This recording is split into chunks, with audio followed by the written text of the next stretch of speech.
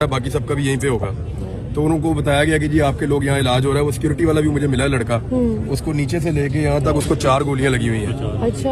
और वो बिल्कुल इमरान खान साहब के सामने प्रोटेक्ट करता था राइट साइड से। अब मुझे उसका नाम नहीं पता लड़के का, लेकिन वो उसके थोड़े से बाल कम है सर पे। अब वो परसों जब मैं कंटेनर पे गया था तो वही लड़के ने मुझे जगह बनाकर दी थी, मुझे याद है। तो वो मुझे अंदर मिला, बल्कि व्हील चेयर पे उसको लेकर जा रहे थे तो उसने मुझे आवाज दी। मैं उसके पास गया, मैं समझा कोई और पेशेंट है, यही लड़का है। डॉक्टर्स का क्या कहना है, कितनी देर तक इमरान खान साहब को? ये अभी डॉक्टर्स कुछ भी नहीं बता रहे। अभी दोबारा खान साहब को फिर मेरे ख्याल में चेक करेंगे। उनको जो पहले जो ऑपरेशन था इनिशियली वो तो हो गया। उनकी एक घुटने की जो हड्डी है उसको भी मुझे एक साहब बता रहे थे कुछ चिप करके कोई पार्टिकल या गोली गुजरी है। और मल्टीपल इंजरीज हैं, कोई एक नहीं है, लेकिन एक ही टांग है जिसके ऊपर खान साहब की लगी है। ये जब गोलियां लगी हैं तो खान साहब फिर नीचे बैठे हैं। उसके बाद उनको वहां से मूव किया गया। एकदम बयान आ गया। अच्छा, ये जो बयान आया ना, इसके बारे में मैं आपको बता देता हूँ। इस पे बहुत तशवीश है अंदर। IG पंजाब भी था, CCP लाहौर भी था, वजीर आला पंजाब भी था। वजीर आला पंजाब का और बाकी लोगों का जो वो था बड़ा नॉर्मल तरीके से वो कर रहे थे। उसके बाद जो PTI के लोग वहाँ मौजूद थे, बतौर सहाफी मैंने भी कहा कि ये कैसे हो सकता है कि इतने हाई प्रोफाइल केस के अंदर आप एकदम जो है वो एक बंदे का बयान आप वायरल कर दें। पुलिस की तो ट्रेनिंग ये है कि इसकी कमीज उतार के इसके मुंह पे डाल दो। तो ये बाकायदा जो शुबा है वो ये है कि इसका इंटरव्यू करवाया गया, करवा कर इसका इंटरव्यू किसी को भिजवाया गया। उसके बाद अप्रूवल ली गई। अप्रूवल लेने के बाद इस इंटरव्यू को जारी किया गया। It's a big game. बाकायदा तोते की तरह रटाया हुआ इंटरव्यू था उस बंदे का। और ऐसा कभी नहीं होता, ऐसा कभी नहीं होता। मुझे आप बताएं कि कब ऐसे हाई प्रोफाइल हमले के बाद मुलजिम को पकड़ के उसका इंटरव्यू लिया गया। खान साहब हॉस्पिटल नहीं पहुंचे उसका इंटरव्यू। ऐसा कभी नहीं होता। इमरान खान साहब के हॉस्पिटल पहुंचने से पहले उसका इंटरव्यू इन्होंने वायरल किया है। ये डेलिबरेटली किया है। और ये पूरी की पूरी अंदर जो तरीके इंसाफ की क़यादत थी, या अंदर जो उनकी फैमिली के लोग हैं, या इवन अंदर जो पंजाब गवर्नमेंट के ऑफिशियल्स हैं और पुलिस है, वो सारे इस बात पे हैरान थे। IG पंजाब इसको गोल करना चाह रहे थे कि जी अभी तो देखें ना, जिन्होंने पकड़ा है उन्हीं को कैसे मुअत्तल किया जा सकता है।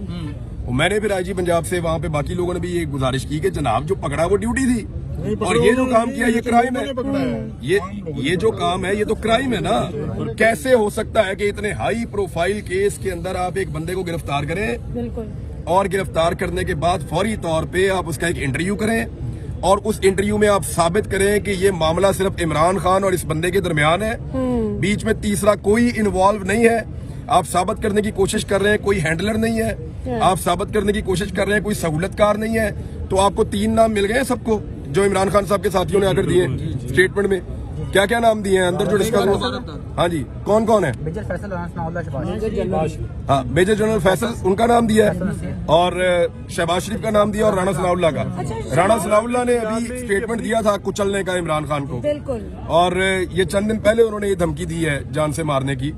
उसके अलावा शहबाज शरीफ का भी उन्होंने नाम दिया है, और ये तीनों नाम अब आपके सामने हैं। किसमें?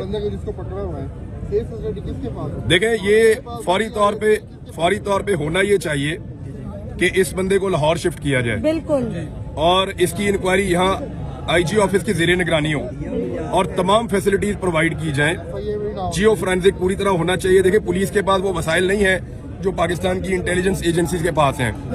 अगर शफाफ तहकीकात हो तो पता चलेगा कि इसका हैंडलर कौन है। और देखें, ये 9mm का पिस्टल था, ये 9mm का पिस्टल था, और ये जो पिस्तौल था, याद रखिएगा, आम आदमी इसको हैंडल नहीं कर सकता। मैं वेपन्स को जानता हूँ। ये 9mm का पिस्टल था, इसमें 18 गोलियां मैक्सिमम डलती हैं। अगर आप इसके ऊपर छोटा मैगजीन लगाएं तो नॉर्मल मैगजीन 18 गोलियां इसके अंदर डलती हैं। दूसरा, ये ऑटोमेटिक था। ये पाकिस्तानी पिस्टल ऐसे ऑटोमेटिक नहीं होते। ये ऑटोमेटिक पिस्टल, इसकी हैंडलिंग भी आम आदमी नहीं कर सकता। ऑटोमेटिक पिस्टल तब रखा जाता है जब आपने किसी को जान से मारने का फैसला कर लिया हो कि मैं गोली चलाऊंगा तो सारी गोलियां एक साथ मैं स्प्रे करूंगा और फेंकूंगा। इसकी एक साथ सारी, और इस आदमी की जेब से कोई नशा आवर पुड़ी भी निकली है। तो एक नशई जो है उसको इस्तेमाल किया गया, और उस नशई के बाद इतना महंगा पिस्तौल वो क्या कर रहा था।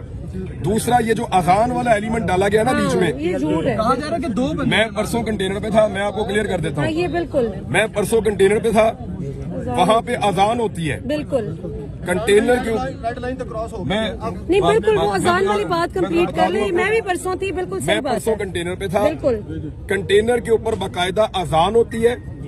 वो अजान मुझे ऐसा लगा जैसे फैसल जावेद खान की आवाज में है, या फैसल की आवाज में है, या किसी और की, लेकिन वो कंटेनर के स्पीकर से अजान चलती है, बिल्कुल अजान दी जाती है कंटेनर के स्पीकर से। उसके बाद वहां पे जो लोग मौजूद होते हैं कंटेनर पे, वहां कुर्सी मौजूद है और एक सोफा मौजूद है, वो लोग उसके ऊपर बैठ के नमाज पढ़ते हैं। बिल्कुल बिल्कुल मैंने खुद वहां पे लोगों को नमाज पढ़ते हुए अजान के बाद देखा है।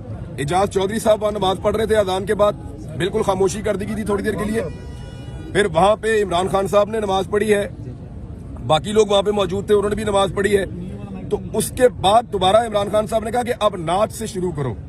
फिर नजम शराज ने गालिबन 2 मरतबा एक नात पढ़ी, तो इमरान खान साहब ने कहा तुम फिर पढ़ो, उन्होंने फिर दोबारा नात पढ़ी।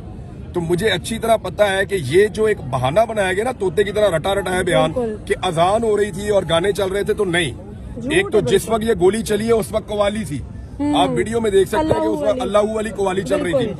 दूसरा मैं जानना चाहता हूं कि अजान के वक्त कवाली चलने पे इस आदमी ने पहले कितने कत्ल किए हैं? क्या ये ऐसे ही करता है हमेशा? हमारे यहाँ पे बार बार रबीउल अव्वल के भी हम लोग जश्न मनाते हैं, बाकी चीजें भी होती हैं। तो ये सिर्फ एक बंदे को ऐसा लगता है तैयार किया गया था, ये एक हो रहा है, इसके हैंडलर्स कोई और हैं, और वो हैंडलर जो है उन्होंने फौरी तौर पे बंदोबस्त किया। और मैं आपको फिर बता रहा हूं कि पहले ये वीडियो रिकॉर्ड की गई है, फिर इस वीडियो को सुनवा के अप्रूवल ली गई है, अप्रूवल लेने के बाद इस वीडियो को जारी किया गया है कि ये वीडियो ओके, अब इसको जारी कर दिया जाए। ये बहुत जल्दी थी इस बात की। ये अभी तक एक हमलावर के बारे में इंफॉर्मेशन कंफर्म है, और दूसरे के बारे में लोग बात कर रहे हैं, पुलिस ढूंढ रही है। देखिए, गवर्नमेंट ऑफ पंजाब को इससे बरी जिम्मा नहीं किया जा सकता। गवर्नमेंट ऑफ पंजाब की रिस्पॉन्सिबिलिटी है और वफाकी हुकूमत की भी रिस्पॉन्सिबिलिटी है इमरान खान को सिक्योरिटी देना, और अगर नहीं दे पाए तो गवर्नमेंट ऑफ पंजाब को भी इसका जवाब देना पड़ेगा। आपको भी तो धमकियां मिल रही है ना कि जुबान खराब कर देंगे, तो आप अपनी भी क्या सिक्योरिटी का कर रहे हैं? मतलब तो सारी लिमिट क्रॉस। डगर किस तरफ चल रही है इमरान भाई? पहले अरशद शरीफ, आज खान साहब और कायदीन, क्या हो लगता है कि देखिए, जिन लोगों ने प्रेस कॉन्फ्रेंस करते हुए ये कहा था, DG ISI ने और DG ISPR ने, इन दोनों साहिबान ने प्रेस कॉन्फ्रेंस करते हुए कहा था कि अरशद शरीफ को पाकिस्तान में कोई खतरा नहीं था। मैं आज उनसे पूछना चाहता हूं कि अरशद शरीफ के पास तो एक सिक्योरिटी वाला भी नहीं था, हमारा भाई तो अकेला फिरता था इस शहर में, और इमरान खान के साथ तो सिक्योरिटी बहुत ज्यादा होती है। अगर खान साहब के ऊपर अटैक हुआ है इस तरह से, तो फिर आप कैसे कह सकते हैं कि अरशद शरीफ इस मुल्क में सिक्योर था? 2 लोग अफगानिस्तान से पाकिस्तान में फैसिलिटेट किए गए थे, वो दोनों लोग अरशद भाई को कत्ल करना चाहते थे। हमें और बहुत सारे दूसरे लोगों को इस बात का पता था। अरशद भाई को बाकायदा उनकी तस्वीरें दिखाई गई थी, और अरशद भाई का वो लोग पीछा कर रहे थे। ना सिर्फ वो पीछा कर रहे थे उनके ऑफिस तक, उनके घर तक, बल्कि उनको हरासा किया जा रहा था, और उनको ये बताया गया था कि किसी भी वक्त आपको टारगेट कर दिया जाएगा। काफी दिनों से अरशद भाई अपनी फैमिली, अपने बच्चों को भी बाहर नहीं लेकर जा रहे थे अपनी गाड़ी में साथ, कि मेरे पे जब हमला हो तो मैं अकेला मारा जाऊं, मेरे साथ मेरे बच्चे नहीं होने चाहिए। लेकिन जब उनका चैनल बंद कर दिया, उसके बाद फिर उनके पास लड़ने के लिए हथियार ही कोई नहीं था, वजह ही कोई नहीं थी। तो देन उनको लोगों ने कहा कि अब आपको निकल जाना चाहिए, तो उन्होंने यही बेहतर समझा कि वो चले जाएं। उस रात अकेला अरशद शरीफ नहीं भागा था, मैं आपको कंफर्म कर देता हूं, उस रात 3 लोग भागे थे इस्लामाबाद से। 3 लोग जो इकट्ठे बैठे थे, उन्होंने मिलकर फैसला किया था कि आज हम इस्लामाबाद छोड़ देंगे जब तक हालात बेहतर नहीं होते। एक छोड़कर गए थे उस रात को काशिफ अब्बासी साहब, वो लाहौर आ गए थे। एक इस्लामाबाद को उस दिन छोड़ा था खाबर घुम्मन ने, वो अपने गांव चले गए थे, और एक अरशद शरीफ साहब ने, वो पाकिस्तान से बाहर चले गए थे। तो 3 लोग थे। आप बाकी 2 से पूछ लें कि उन्होंने उस रात इस्लामाबाद को क्यों छोड़ा था। इमरान भाई, सारे जो ब्रिलियंट जर्नलिस्ट हैं वो छोड़ते जा रहे हैं। मोहित पीरजादा भी चले गए हैं मुल्क से, शाबर शाकिर भी चले गए हैं। ये क्या हो रहा है सर? आपके मुतालिक भी इसी तरह की खबरें चल रही हैं, और बल्कि आपके बारे में सुना भी आप भी जा रहे हैं बाहर। मेरे ख्याल में पाकिस्तान के ऊपर अब मजीद जबर मुसल्लत नहीं रह सकता। इंशाल्लाह अब एक एक करके सारी लिमिट्स तो क्रॉस होती जा रही हैं। आज तो रेड लाइन क्रॉस हो गई। लीडर्स को भी गोलियां पड़ रही हैं लॉन्ग मार्च के। तो आप बताएं ना, मौलाना फजल रहमान साहब 2 मरतबा है, बिलावल है, क्या गोली लगी उनको? बिलावल इतने लंबे रास्ते से आए, क्या उनको किसी ने हमला किया? मरियम थी। एक ड्रोन जो है वो सिर्फ उनकी बहन को लगा, और उसके बाद जो पाकिस्तान में शोर मचा था वो आपके सामने है। और मरियम नवाज और हमजा शहबाज भी आए। इमरान भाई फैसल वाडा को नहीं शामिल करना चाहिए इन्वेस्टिगेशन में, फैसल वाडा को नहीं शामिल करना चाहिए इन्वेस्टिगेशन में, जैसा आपने ट्वीट भी किया आज किसको? फैसल वाडा को। फैसल वाडा हाँ बिल्कुल, देखे फैसल वाडा ने कहा था कि कुछ होगा और लाशें गिरेगी, और अहम लोग जो हैं बिल्कुल सर। उसने अहम लोगों का नाम है, अहम लोगों की लाशें, जी सर। तो वो इमरान खान से अहम तो कोई नहीं है। इस वक्त पाकिस्तान का सबसे अहम आदमी वही है। सर वाडा की बात सच होगी ना? नहीं, मुझे अभी नहीं, इसकी इंक्वायरी होगी, आपको पता है? बताएं आपका सोर्स होगा, नहीं, आप बताएं ना, आप बताएं कहाँ पे हो, सबको पता है। तो फिर आप बता क्यों नहीं रहे? हम आपसे सुनना चाहते हैं, नहीं, आप बताएं, आप बता क्यों नहीं रहे? हम आपसे सुनना चाहते हैं। हम आपसे सुनना चाहते हैं, आप बताएं। देखिए नहीं, हम बड़ा, आपसे सुनना चाहते हैं। देखो आपको पता है तो आप बताएं। बताएं ना किसने मारा? आप नाम लें, आए सब पूछते हैं इनसे, नाम लें, बताएं बताएं किसने मारा? किसने मारा, नाम लें। आप पता क्या, आप यहाँ चस्का लेने आते हैं कि इसको भी मरवाओ, उसको भी मरवाओ, उसको भी मरवाओ। वो जो मारने वाले वो भी हमारे ही लोग हैं। खुदा की कसम इसलिए नहीं नाम लेते, इसलिए नाम लेने से नहीं डरते कि कोई हमें वो मार देंगे, इसलिए कि हम अपने लोगों की बेइज्जती नहीं करवाना चाहते, इसलिए कि हम इस मुल्क के वफादार हैं।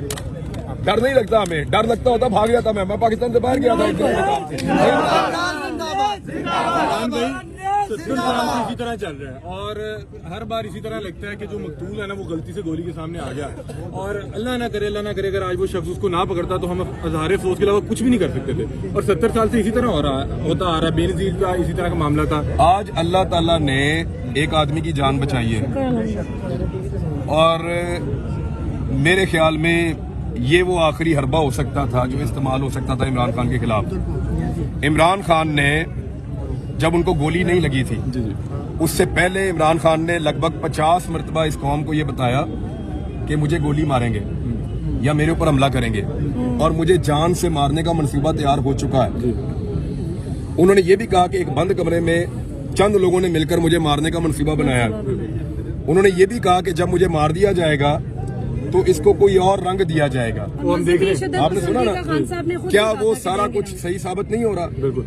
अब इंतजार करो इमरान खान के स्टेटमेंट का, वो क्या कहते हैं। इमरान भी आपको बड़े सीवियर थ्रेट हैं, तो आपने नहीं सोचा कि आप भी? देखो यार, मैं छोटा आदमी हूँ, मेरी तरह के और बहुत हैं इस मुल्क में। नहीं, आप बड़े लेकिन आदमी बात हैं। यह है कि एक पॉलिटिकल लीडर जो इस मुल्क का वजीर आज़म रहा है, वो बहुत बड़ी बात है। मेरे जैसे छोटे छोटे लोग आते रहते हैं, जाते रहते हैं, और मेरे आने जाने से कोई फर्क नहीं पड़ता। आपकी खान साहब से मुलाकात हुई है?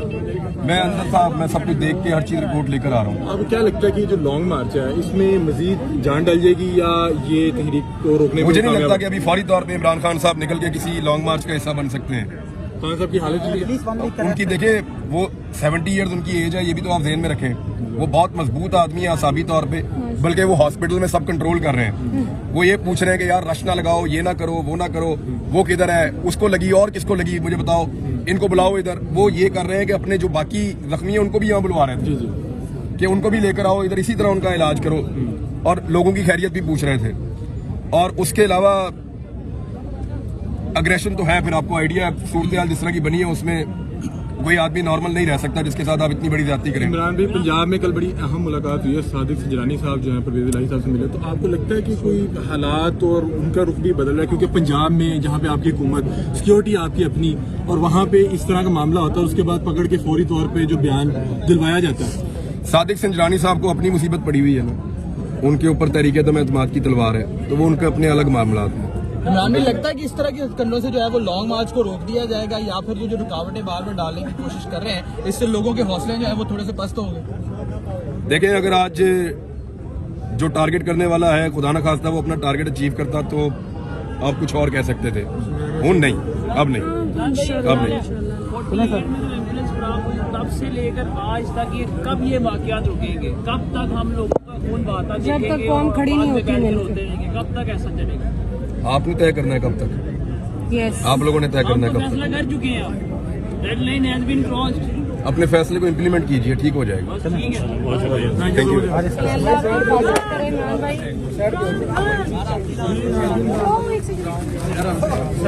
नहीं बच्चा गाड़ी देना की नहीं, मैं इधर ही। आप इधर हो।